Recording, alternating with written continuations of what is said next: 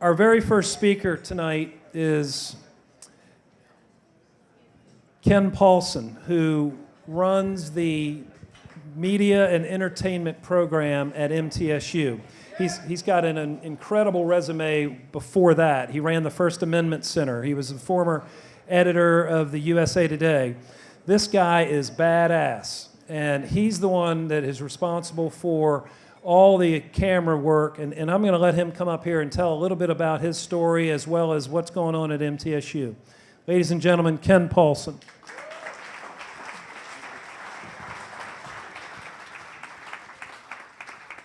Thank you. I'm delighted to be here. And so are our students. I appreciate the plug for our program. The young men and women here who are behind the cameras are working with some tremendous professionals who are back in the aforementioned $1.7 million truck. You know, some of you are graduates of Belmont, some of you are graduates of the program, and we can have a healthy debate about who has the best program involving media and music. But I got to tell you, in all candor, we've got the biggest truck.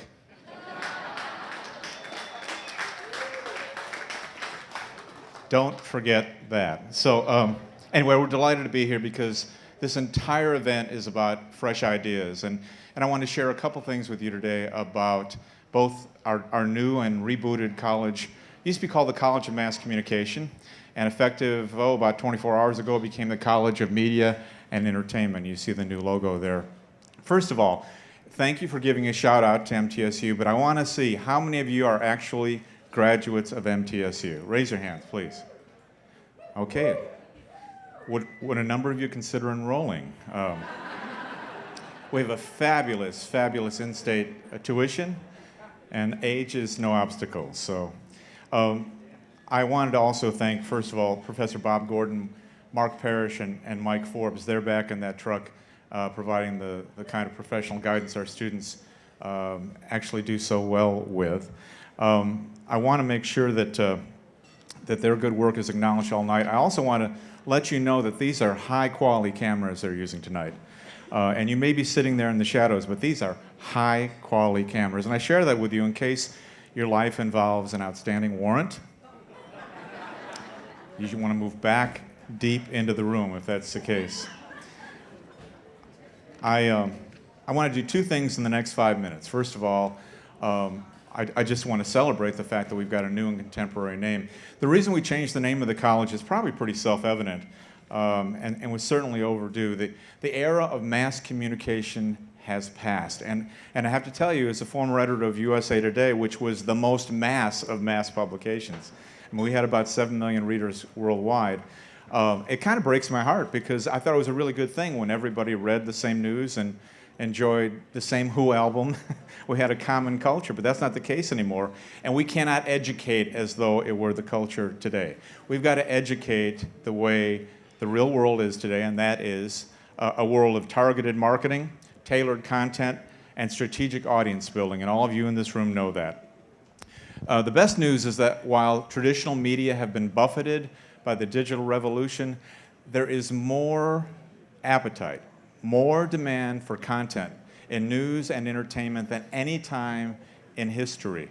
And that's going to create demand for content, but also it's going to create demand for new employees, and those are the ones we hope to graduate from our college and others. You know, the rebooted College of Entertainment, Media and Entertainment will strive to give students the skills and insights they will need to serve audiences on multiple platforms. And of course, that means learning to communicate effectively through words, audio, and video. But I have to tell you, if we're going to keep ourselves honest, here's the question. Are we doing a good job? Are we doing a good job of having those students walk out our door and know that they will have a positive professional experience ahead? And that used to be easy, and I will date myself. I graduated from journalism school in the 70s. And in the 1970s, I knew that I would work as a newspaper editor or reporter forever. There would be print, and at the end of that, someone would give me a watch. Didn't quite work out that way, but got kind of close. I spent 35 years in the newspaper business. Today, a student leaves our program at age 22. If current Social Security works out the way we all think it will, it'll be at least 45 years before they collect Social Security and retire. Our job and this is daunting, is to give them what they need to succeed for the next 45 years. The people in this room, you're all sweating what's happening tomorrow, what's happening next week, what new technology is on the horizon that'll affect your job in the next 2 years. I have to sweat 45 years.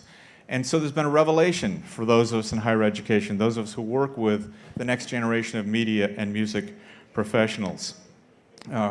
We may or may not have a sense of whether they're successful because of our efforts and their own until they're in their 30s, when they start a new company, or they declare bankruptcy, or both. And that's the nature of the game, obviously, in new and emerging media. We have to make sure that they somehow are front-loaded with enough education and experience so that our students can successfully navigate the ever-accelerating changes in music and media. And we do not take that responsibility lightly. The new name is on the outside of the building, but there's also a new spirit inside the college, a commitment to being as contemporary as possible, embracing the latest technology, encouraging innovation, and fostering an entrepreneurial spirit. And that's why we're so enthusiastic about being here and sharing the platform with Who Knew. This is where we ought to be. Tonight's speakers embrace change and they push boundaries. These are the people our students need to become.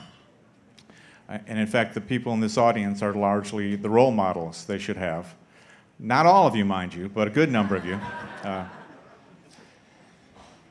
Everything that informs, educates, and engages within the four walls of our colleges, giving our students a remarkable range of learning opportunities.